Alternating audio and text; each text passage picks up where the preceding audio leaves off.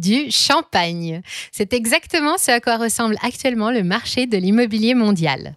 Il y a des bulles partout, les prix bouillonnent et ça pétille de l'est à l'ouest. Le phénomène prend tellement d'importance qu'il est surveillé comme le lait sur le feu. UBS Wealth Management publie chaque année un rapport détaillé sur la situation immobilière mondiale et a même développé un indice spécifique, le UBS Global Real Estate Bubble Index. Et depuis la fin des mesures restrictives liées à la crise sanitaire, les analystes de la banque suisse ne chôment pas, car ce qui se passe aujourd'hui est inédit. De quoi dépendent ces bulles? Pourquoi se multiplient-elles soudain? Le phénomène va-t-il durer? Et qu'est-ce que cela implique concrètement pour l'économie, les banques centrales, les ménages, les entreprises, vous et moi? Nous partons faire un petit tour des grandes villes du monde, le temps de faire un check-up du prix du mètre carré et de répondre à toutes ces questions. Pour celles et ceux qui ne sont pas encore abonnés, vous avez encore le temps de cliquer sur le bouton avant le décollage. C'est le meilleur moyen de soutenir notre chaîne et de ne manquer aucune de nos analyses, actualités ou comparatifs. Bienvenue sur Money Radar.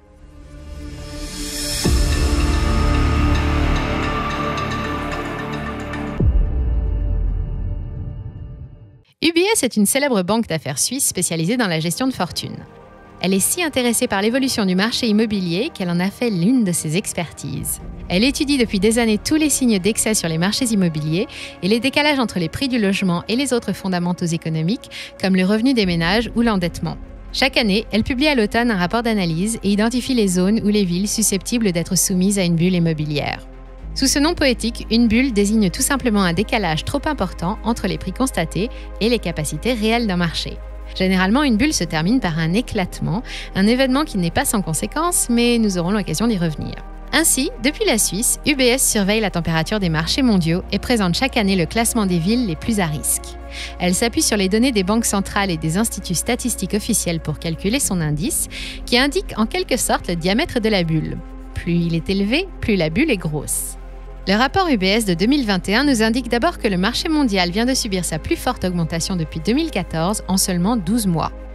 De mai 2020 à mai 2021, les prix des logements se sont envolés de 6% en corrigeant l'inflation. La quasi-totalité des grandes villes du monde qui bénéficient d'un statut international important sont aujourd'hui surévaluées. En tête de ce classement, Francfort, Toronto et Hong Kong, où les prix ont plus que doublé en 10 ans et où les biens sont devenus introuvables. Viennent ensuite Munich, Zurich, Paris, Amsterdam, mais aussi Vancouver, Stockholm, Tokyo, Los Angeles ou Miami. À certains endroits, le phénomène est spectaculaire. À Moscou ou à Sydney, par exemple, les prix montent en suivant une tendance à 2 chiffres. Seules 3 villes voient leur indice diminuer. Il s'agit de Madrid, Milan et Varsovie. Enfin, une seule fait figure d'intrus avec des prix qui sont cette fois-ci inférieurs à ce qu'ils devraient être, et c'est à Dubaï. En France, nous ne faisons pas exception. Les prix flambent un peu partout avec une accélération de la hausse en province et dans les villes moyennes plutôt supérieure à celle des grandes métropoles.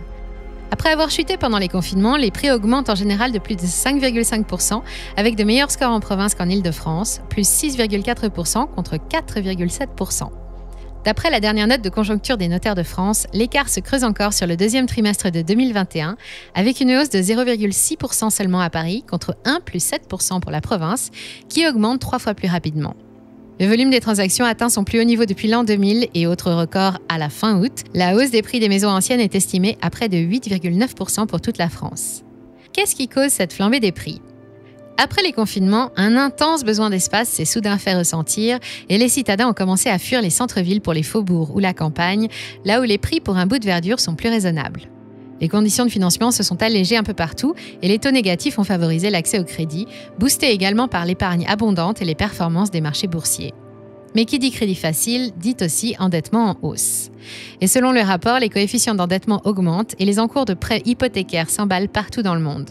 Certains pays comme Israël encouragent les achats de résidences secondaires par des mesures fiscales et ce faisant ne font que favoriser la spéculation, une situation qui met en difficulté les acheteurs les moins riches et fait grimper les loyers. Le crédit facile, les mesures fiscales et l'arrivée massive d'une nouvelle demande, bien décidée à s'offrir de l'espace supplémentaire et bien disposée pour cela à y mettre les moyens, voilà ce qui fait grossir les bulles. C'est bien joli tout ça, mais en quoi une bulle immobilière à Sydney, Hong Kong, Tel Aviv, New York ou même Paris me concerne si je vis en Normandie, dans le Cantal ou dans une province belge ou un canton suisse? C'est que depuis la crise de 2008, on sait maintenant que les variations du marché immobilier ont un impact sur la croissance et par ricochet sur de nombreux autres fondamentaux économiques. Elles peuvent aussi mettre à bas le système financier. C'est pourquoi aujourd'hui, plus que jamais, ces bulles sont particulièrement suivies par les professionnels. Tout cela mérite quelques explications. Jusqu'à il y a peu, la théorie économique restait vague en ce qui concernait les relations entre les prix de l'immobilier et la croissance économique. Les observations révélaient toutefois qu'en temps normal, une hausse continue et régulière des prix soutient la croissance économique d'un pays, et il y a plusieurs raisons à cela. D'abord, elle permet au secteur de la construction ou à l'artisanat de se développer et de créer de l'emploi. Ensuite, elle favorise la consommation intermédiaire et enfin, elle pousse les ménages à consommer plus grâce à ce que l'on appelle l'effet de richesse. Un comportement de masse observé, quantifié et démontré en 2013 et 2014. C'est l'exemple type du nouveau propriétaire qui vient d'acheter son bien et qui se sent soudain plus riche. Et quand on se sent plus riche, on a tendance à dépenser plus, surtout lorsqu'il s'agit d'aménager son logement. Ainsi, quand l'immobilier va, la consommation, l'emploi et les échanges vont aussi. Mais dans l'excès, rien n'est bon. Lorsque l'offre de biens ne peut pas combler la demande et que les prix augmentent trop et trop vite, comme maintenant, il n'y a que 3 façons d'envisager l'avenir. 1. Les prix peuvent continuer de monter comme maintenant. 2. Les prix peuvent se mettre à stagner avant de redescendre lentement, comme entre 2011 et 2015 en France. Ou 3. La bulle éclate. Pour l'heure, si toutes les bulles que nous avons citées font l'objet de beaucoup d'attention, elles ne menacent pas encore d'exploser. Selon UBS, tant que les grandes villes gardent leurs attraits économiques, les prix devraient rester élevés. Mais ce n'est pas une bonne nouvelle car cette hausse vertigineuse pourrait venir freiner le dynamisme post-Covid de la croissance. Nous l'avons vu en temps normal, la croissance harmonieuse dépend d'une augmentation progressive des prix de l'immobilier et en corrélation avec les autres fondamentaux économiques et sociaux. Mais selon les observations des économistes britanniques et américains McKinley, Chakraborty et Goldstein, une hausse excessive et continue des prix telle que celle que nous rencontrons un peu partout dans le monde est un facteur de déséquilibre et de ralentissement économique. Dans leur article intitulé « Les bulles ont-elles des effets négatifs réels ?», paru en 2013, les 3 universitaires se sont intéressés aux impacts du marché immobilier sur l'économie et ont pour cela épluché les statistiques mondiales de 1988 jusqu'à 2007. D'abord, leur analyse fait ressortir un lien ténu entre les activités des banques et les prix de l'immobilier. Pendant les périodes de flambée immobilière, les banques ont tendance à distribuer plus de crédits immobiliers au détriment des crédits commerciaux censés soutenir l'économie. Ils ont également constaté que les entreprises clientes des banques les plus impliquées dans le financement du logement ont moins emprunté et moins investi que les autres de même secteur pendant ces mêmes périodes. Or, le logement, s'il fait partie des besoins fondamentaux d'un être humain, est ce que l'on appelle un investissement non productif. Il ne crée pas de valeur comme une machine capable de fabriquer des produits qui rapportent. Selon leurs conclusions, pour grossir, les bulles immobilières se nourrissent de toutes les ressources financières matérielles et humaines qui passent à leur portée, et cela pénalise l'industrie, la santé, le commerce ou les services. L'éclatement devient alors indispensable. Quels seraient alors les effets d'une baisse des prix ? Eh bien, tout dépend de la durée. Lorsqu'une bulle éclate, les conséquences sont immédiates et désastreuses. Les prix peuvent alors chuter de 10 à 30% ou plus en l'espace de quelques mois seulement. Les propriétaires qui ont eu recours à un crédit immobilier voient la valeur de leurs biens dégringoler, tandis que leurs charges restent identiques, et l'investissement perd toute rentabilité. Le montant des sûretés hypothécaires fond comme la neige au soleil et fragilise les ratios bancaires. Le risque de défaut de paiement augmente à son tour, et que se passe-t-il alors ? Les banques resserrent leurs conditions de crédit et ce faisant amplifient le phénomène de baisse des prix et la boucle est lancée. Avec un accès restreint au crédit, les ménages réduisent leur consommation et les entreprises ralentissent leurs investissements.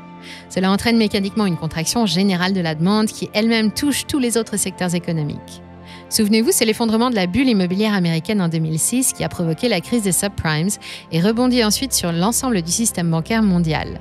En s'appuyant sur les nombreuses données disponibles relatives à l'événement, l'étude démontre clairement le lien entre la croissance d'un pays et le prix de l'immobilier pour en tirer des leçons essentielles. Comme le champagne, la hausse des marchés immobiliers se consomme avec modération. Un autre trio de brillants universitaires, messieurs Eisenman, Gingerak et Zhang, se sont penchés sur l'impact d'une baisse des prix de l'immobilier et sur son influence sur la croissance, et leurs conclusions sont intéressantes. Ils ont étudié les prix de l'immobilier dans 19 pays, de 1975 jusqu'à 2013, qu'ils ont comparés à d'autres fondamentaux. Après avoir confirmé les travaux de l'équipe de McKinley en ce qui concerne l'impact des hausses, ils démontrent de leur côté qu'une baisse des prix peut contribuer de façon positive à la croissance dans certaines conditions. La première de ces conditions étant qu'il ne faut pas que la bulle éclate en même temps qu'une crise bancaire, qu'elle en soit à l'origine ou qu'elle en découle. Si ce n'est pas le cas et que la finance résiste, une forte dépréciation des prix peut avoir un effet positif sur la croissance en permettant de répartir les capitaux disponibles de façon plus équitable entre les divers secteurs d'activité. Cette observation est d'autant plus valable pour des pays qui ne disposent pas de législation civile, de lois sur la faillite personnelle et qui sont dotés d'un système de santé précaire. Dans le cas où une bulle éclate sans pour autant déclencher de tempête financière, L'étude de ce deuxième trio démontre un phénomène étonnant. Plus la fièvre des prix est montée vite, plus la chute est rude et plus rapide sera le rebond économique, le temps que les autres fondamentaux s'ajustent. Ce résultat a été confirmé par une autre étude publiée dans The Journal of Finance en 2015, intitulée « Saisie immobilière, prix des logements et économie réelle », mais aussi par les faits. Pas plus tard que l'année dernière, la crise immobilière provoquée par les confinements, aussitôt corrigée et dépassée et sans catastrophe financière, a pleinement participé à la reprise économique mondiale, y compris chez nous. Une correction brutale serait donc certes douloureuse, mais seulement temporaire. Mais qu'est-ce qui pourrait causer cette correction ? Les arbres ne poussent pas jusqu'au ciel et avec l'écart qui se creuse entre les prix et la réalité du marché, il y aura forcément un moment où la baisse deviendra inévitable. D'abord lorsque plus personne, pas même les classes moyennes, ne voudra ou ne pourra plus acheter. Quand l'endettement sera devenu si lourd et les prix si élevés, le marché se verra alors amputé d'une partie de sa demande et les acheteurs se feront plus rares. Ils se feront aussi plus rares lorsque les banques fermeront les robinets et restreindront leurs conditions de financement, bloquant alors l'accès à la propriété des ménages les moins chanceux. Un troisième élément peut enfin venir précipiter l'éclatement d'une bulle, c'est l'évolution des taux. Tandis que les taux directeurs resteront proches de zéro, les acheteurs continueront d'emprunter pour acheter et le marché restera en déficit de biens. La vigueur de l'immobilier est fortement dépendante des taux, normalement leur augmentation qui apaise toutes les fièvres acheteuses.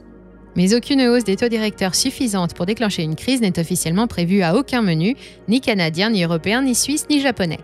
Et selon de nombreux spécialistes du secteur, il ne faut de toute façon pas compter sur une hausse des taux pour mettre un terme à l'effervescence actuelle et inédite des marchés. Les acheteurs savent qu'ils profitent actuellement d'une période exceptionnelle en ce qui concerne les taux. Ils savent aussi qu'ils ne resteront pas toujours au niveau zéro. Ainsi, un relèvement des taux directeurs de 1 à 2, voire 3% n'aurait pas d'impact significatif sur la demande. Il en faudrait beaucoup plus. Il faut aussi s'attendre à ce que des villes au cœur de l'Europe comme Paris, Munich, Amsterdam et Francfort, dont l'attraction reste forte, voient leurs prix ralentir progressivement, mais ils ne risquent pas de baisser tant qu'elles conservent leur dynamisme économique. Ce qui laisse penser aux analystes d'UBS que les prix ne vont pas s'arrêter de monter, c'est qu'en réalité, et notamment en Europe et en France, les conditions de crédit se sont déjà resserrées depuis le mois de janvier 2021, alors qu'elles ne seront officiellement en vigueur qu'au 1er janvier prochain. Et cela n'a eu aucun effet sur les volumes ou les montants distribués qui s'envolent en même temps que le nombre de transactions. Il semble que ni les taux, ni les conditions d'accès au crédit ne puissent freiner l'enthousiasme des acheteurs les plus aisés, qui pourraient à terme compenser la baisse du nombre de ménages les moins fortunés en apportant plus d'argent. Et chaque euro gagné par mètre carré est un euro qui pèse de plus en plus lourd dans le portefeuille de l'économie, dans celui des banques prêteuses et dans celui des candidats à la propriété, à tel point que la hausse des prix commence à bloquer les transactions. Ainsi, les bulles sont-elles sous haute surveillance car elles ont un impact social désastreux en aggravant les inégalités et elles pourraient entraîner des sursauts défavorables. En théorie, les banques centrales sont capables de maîtriser ces sursauts en informant les agences économiques longtemps à l'avance, comme le fait la Fed actuellement aux États-Unis, et en remontant progressivement les taux. Mais il est difficile de prédire ce qui peut se passer ensuite. En 2006, la remontée des taux a été progressive, mais trop forte. En passant de 1% à 5,25% entre 2004 et 2006, il aura suffi de quelques mois pour que le prix des logements s'effondre et entraîne un monde jusqu'ici solide comme ces pierres dans un chaos financier. Pour comprendre quels furent exactement les mécanismes en jeu dans la crise des subprimes, n'hésitez pas à aller voir ou revoir notre vidéo consacrée aux 5 pires crises financières de l'histoire et aux leçons que l'économie en a tirées. Et pour rester au courant de tout en soutenant le travail de notre équipe, pensez à vous abonner, à rejoindre notre nouvelle page Twitter ou notre flux Telegram, à partager cette vidéo et à cliquer sur j'aime si elle vous a plu. Vous trouverez tous les liens utiles dans le descriptif. Faites-nous toutes vos remarques dans les commentaires. Merci à toutes et tous pour votre fidélité. C'était Money Radar. On vous dit à très bientôt.